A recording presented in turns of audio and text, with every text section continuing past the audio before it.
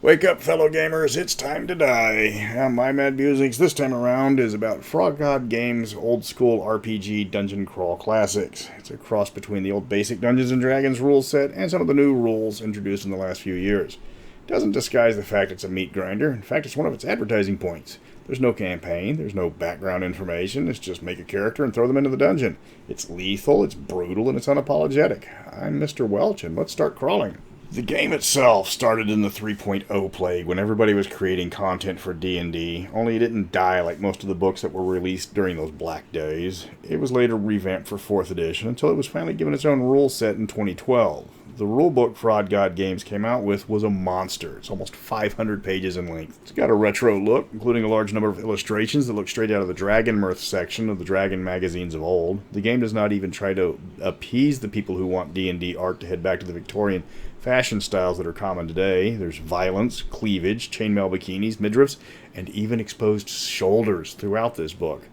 The art is all over the place, and for good measure. The artists that did the interior art are straight out of the Fantasy Artist Hall of Fame, if such a thing existed, which it should if it doesn't already. Jeff D., Jeff Easley, Doug Kovacs, Jim Holloway, Errol Otis, and a dozen more at least put their talents into this book. If you don't recognize the names, you will recognize the art. If you listen to any of my older videos, I've mentioned all of these men by name more than once. The art inside might be a large number of contrasting styles, but given the pedigrees involved, that's quickly forgiven. The first thing you're going to notice reading through the book is it's all about making every adventure unique. There's no +1 magic sword. Every single sword is intelligent and like no other. The same applies for sentient monsters, even spells and character backgrounds. Money is insanely scarce. Minor magic items are major treasures. It's similar to Hackmaster in this vein, but it's not intentionally complex like Hackmaster was. The game is all about the adventure. You're not playing to make yourselves kings. This is kill, loot, and repeat the game. Character generation is 3d6 straight down, as can be expected from a game designed to capture the old school feel. But to start adventuring, you must survive your first introductory adventure.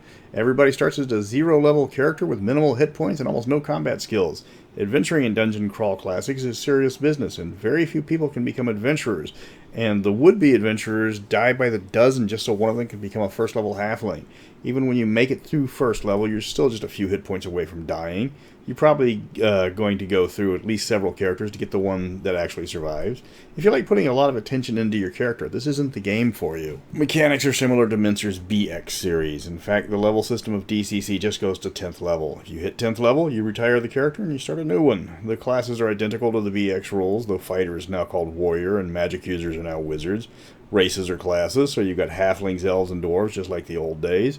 The classes have more options than the old systems. Halflings, for example, are all about 2-weapon fighting, and dwarves have bonuses to playing sword and boards. The first thing you'll notice that's different about DCC from the other games is this has a ton of dice. I'm not just talking about the D4 to D20 array we know and love. Dungeon Crawl Classics uses dice it calls Zaki dice, after the dice god Lou Zaki, who probably wakes up every single day with a new dice design in his head. So to play Dungeon Crawl Classics, you also need 3, 5, 7, 14, 16, 24, and 30-sided dice. Fortunately, there's a lot of dice makers that sell all these sets of dice. It's not hard to find them. So why do you need all these dice? Because one of the core mechanics of the game is a sliding dice scale. If you do something to make your attack more difficult, like dual wielding for example, the die you use goes down one step. A d20 turns into a d16. If you do something to increase the odds, like attack a creature that's been restrained, then the die goes up to a d24. A 1 is almost always a critical failure, though a max roll isn't a critical hit automatically because you have to land in your critical range. As you level up, you gain new actions, so a fighter with 2 attacks rolls a d20 to hit for both, but a third attack might only roll a d16 to hit. There's a lot of dice mechanics in Dungeon Crawl Classics, and to summarize quite a bit, just roll the die it tells you to roll when it tells you to roll it. What the game borrows from 3rd edition is largely armor class and saving throws. Armor class goes up instead of down. Additionally, the saving throws are identical to 3rd edition of will, reflex, and fortitude. There's no feats, of course. There's also no skills. If you want to use an ability as a skill, you just tell the DM what you're trying to do, then roll the die that the DM tells you to roll. It does make leveling up simpler, though a dungeon master unaccustomed to winging it will need to read the book a few times to get the hang of that.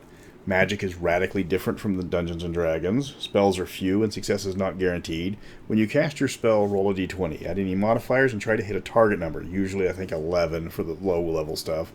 Failure can result from anything from just spell failure to your wizard mutating. Wizards do have a very bad habit of mutating the more powerful they become. If you do make your spell check, then you consult the chart to see exactly what the spell does. The better you roll, the more powerful the spell. You can spell burn your character, losing temporary stats to increase the chance of casting a spell. It's risky, but some spells require spell burn to cast. The game is pure adventure. The players aren't buying magic items, they're not getting awarded with castles, and they're not carving out their own kingdoms. They're there to go into a dungeon, kill all the monsters, take all the treasure. You aren't awarded with coins or jewels. You're lucky to get minor magic items or just better equipment. It's a pure slog. Don't worry about talking your way out of encounters. Remember to bring a thief to avoid traps and be ready to roll initiative. The monsters are designed to be different every single combat, and the players cannot get comfortable. The orcs can be radically different from the last batch of orcs you encountered. The game specifically says the players cannot get complacent. You have to keep the adventure fresh, and you have to keep the players guessing. Dungeon Crawl Classics is not for everyone. It's very high lethality, though the higher the character's level, the better the chance the character has just to be seriously injured, though that's not always guaranteed. Dungeon Crawl Classics does one thing, and that's dungeon crawls. It doesn't try to be anything else. There's no politics. There's no downtime activities outside of trying to wait for somebody to heal. Everything not related to fighting or dungeon exploring is largely left unexplained. Everything is inherently dangerous. Every single player is a critical hit or failure away from death. High-level characters will often be scarred, crippled, mutated, or otherwise a shell of your first-level self. If you love hack and slash and get bored if you're not stabbing someone, then you want to play Dungeon Crawl Classics. If you prefer games that aren't punitive in their mechanics, this probably is too much of a meat grinder for you. You can get the book and all the supplements and quite a few more over at the Frog God Games. It's all still in print that I can tell. There's a few collector stuff that you can't get, but all the base rules are still available, so you can pick those up as well as the dice. And that's Dungeon Crawl Classics. It's exactly what it says on the label. You walk into a dungeon and you kill monsters. It goes into great detail on combat and magic and skims over a chunk of the talking bits of the adventure. For some people, it's a single-minded character killer. For others, it's a refreshing throwback to the days where characters were fragile and chainmails came in bikini size. Next up is the only game I've ever made a promo for, The World of Cinnabar. It's hard to describe. It's even harder to read. It's badly written, it's over the top, it's almost unplayable. But it takes itself so seriously it's hard to put it down. It's a train wreck of a game that you can't look away from no matter how hard you try. I'll get that one up hopefully pretty soon. So until next time, remember, if you don't know what to do, roll 2 dice and pray.